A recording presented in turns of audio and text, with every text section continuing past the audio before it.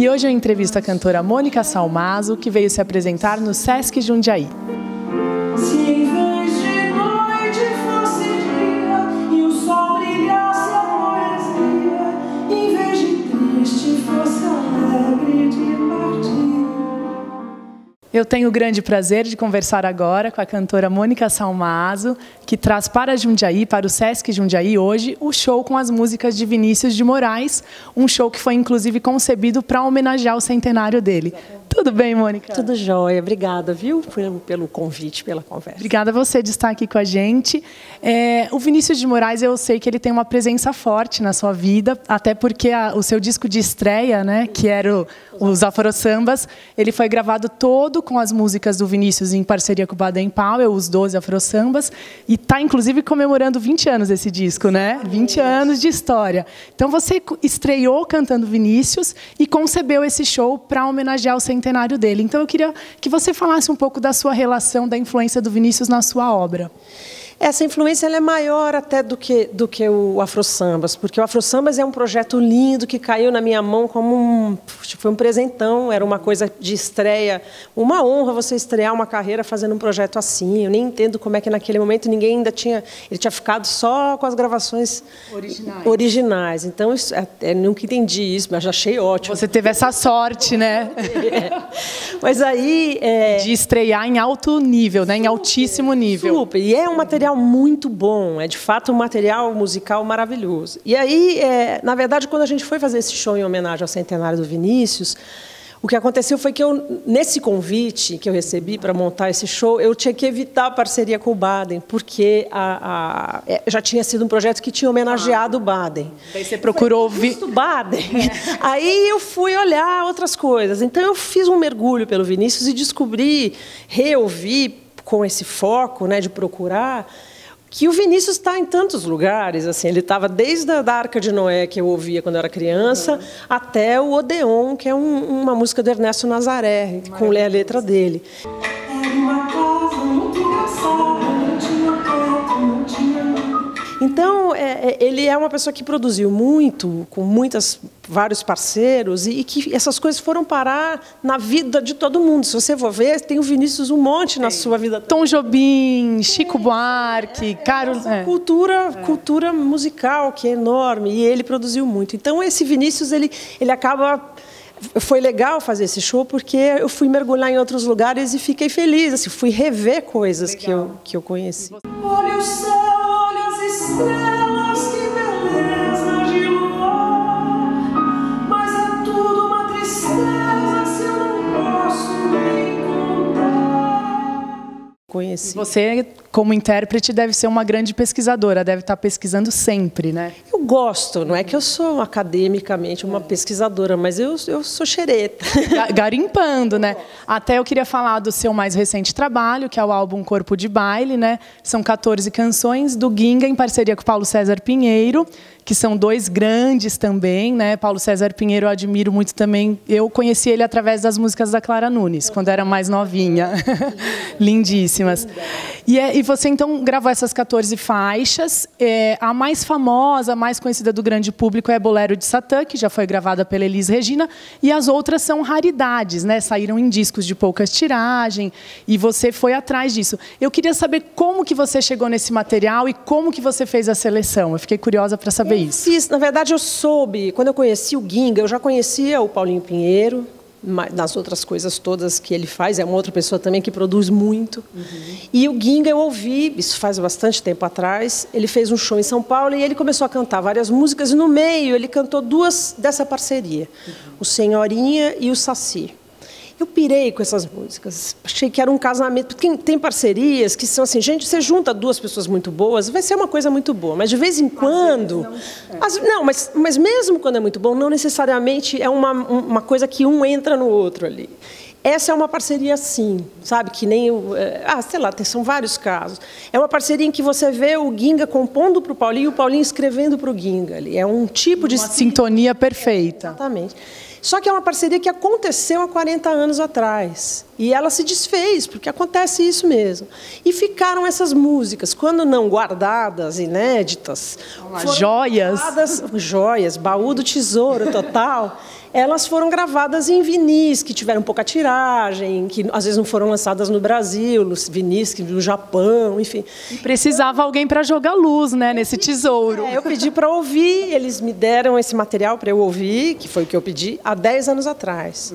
E aí eu agora me senti pronta para ele. Então comecei a refazer as músicas, ouvir, passar para o meu tom, me ouvir cantando e imaginar como elas poderiam estar vestidas ali para esse disco. Legal. E o disco é grandioso no sentido, né, que a obra deles é grande, você tem muita experiência, uma das melhores cantoras do Brasil, e grandioso no sentido do número de músicos também, né? Porque eu olhei a ficha técnica das músicas, todas as músicas têm a participação de muito. Então, assim, eu vi ali, tem música que tem mais de 10, né, músicos. Você, quando entrou em contato com esse material, você logo percebeu que ele exigia essa grandiosidade ou foi surgindo naturalmente? Na verdade, eu comecei trabalhando com ele bem pequenininho. Eu fiz um pré-trabalho, que era voz e violão, com um violonista chamado Jardel Caetano, que foi um cara importante nesse trabalho, porque ele me ajudou a levantar essas músicas, tirar essas músicas, escrever partitura delas, depois passar para o meu tom. A gente gravou uma estrutura, um demo, assim.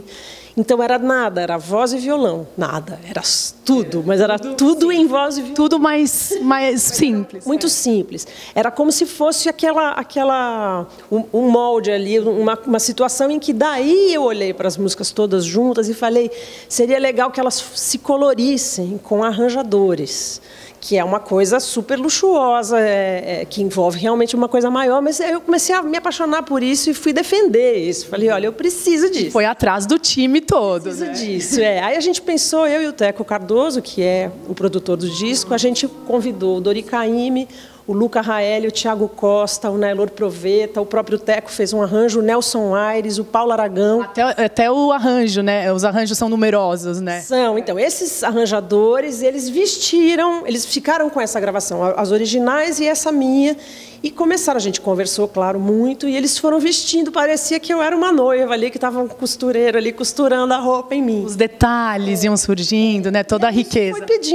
Foi pedindo algumas determinadas coisas. Então, tem uma música que tem trompa, trompete, trombone, tuba. Nunca pensei que ia ter... Tem os quartetos. Tem, né? O quarteto Carlos Gomes, que é um quarteto de cordas inacreditável. Tem contrabaixo, violão, viola caipira, acordeon, bandolim, piano. Tem coisa. Todas as flautas do Teco, o clarinete do Proveta. É uma coisa linda. Bem, eu amo esse disco e uma música que me chama muito a atenção, eu gosto de todas, óbvio, mas é Curimã, porque eu admiro muito a cultura indígena e Curimã, né, tem a temática indígena e, lógico, né, o arranjo foi do Teco Cardoso e ele colocou a sonoridade indígena, né, até com a flauta de uruá, que é aquela flauta de bambu linda, né, longa, imensa, chega a ter mais de 1 metro, né? Você vai carregar, você acha que a flauta é pesadíssima, mas você vai pegar, ela sobe, assim, porque é muito leve. Porque o bambu é leve. O bambu, mas ela é linda, é um negócio lindo do Chico.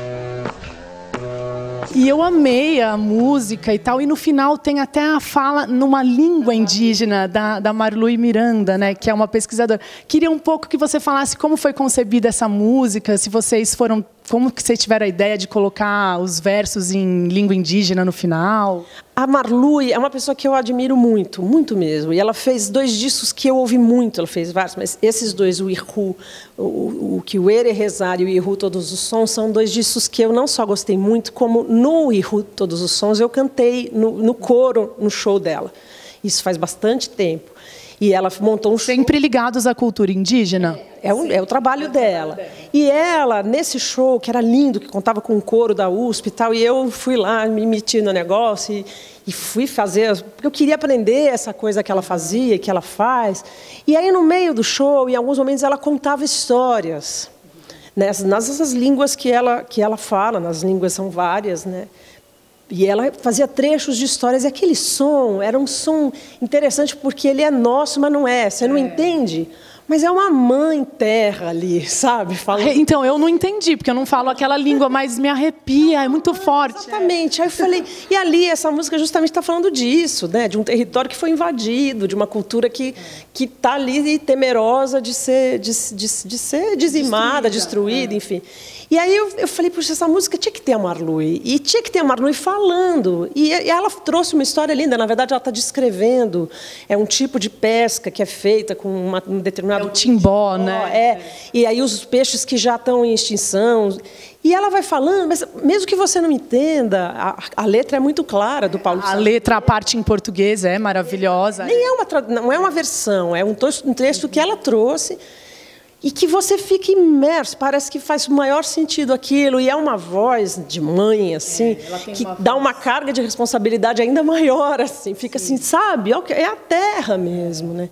Eu acho lindo isso, ela é linda, como ela arrasou. Então você já conhecia ela, sabia que ela trabalhava com a temática indígena e ela veio na sua mente na hora que você ouviu Curimã. Ela entendeu tudo generosamente e faz aquela voz linda. E destacar que é importante uma cantora de renome como você trazer, né, algo da cultura indígena, né, porque ela trabalha no sentido de preservar a cultura. E as pessoas, às vezes tem pessoas que nunca escutaram, elas se sensibilizam a hora que escutam essa música, né? Olha, a ideia é um pouco essa, né, porque na verdade isso é nosso. A gente pode não se reconhecer inteiramente nisso, porque também não é, né? Nós somos um pouco disso. Mas é um chamado de uma coisa estruturalmente brasileira que a gente tem... Riquíssima. Riquíssima, importante e de identidade. Quer dizer, você tem que se apropriar e tem que ouvir. Se a gente não conhece as coisas que são nossas, o que adianta? Né? Quem nós somos? Né? E nós somos isso também. Então, o trabalho da Marlui é espetacular nesse sentido. É um trabalho lindo e, além de tudo, não é só uma bandeira. É um trabalho musicalmente lindo. Muito profundo. Lindo. Então, quem não conhece, sai correndo e vai conhecer imediatamente. Mônica, eu queria agradecer a sua participação aqui no Direto ao Ponto. Nossa, foi um imenso prazer falar com você. E brigadão. Obrigada.